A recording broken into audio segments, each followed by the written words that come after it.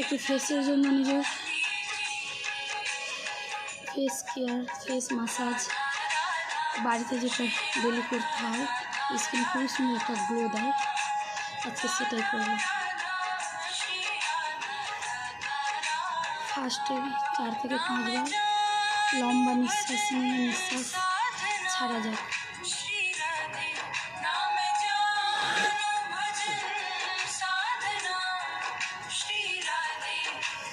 Step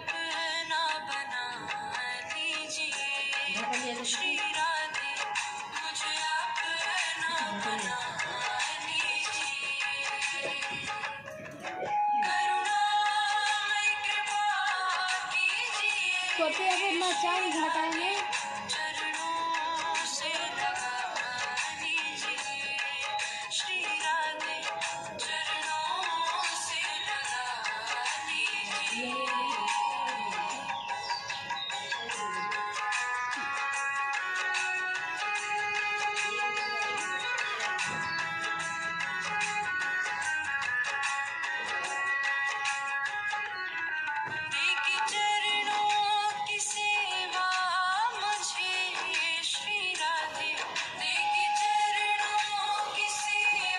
এই step 5 থেকে 6 বার daily করলে স্কিনে একটা খুবই সুন্দর গ্লো দেয়।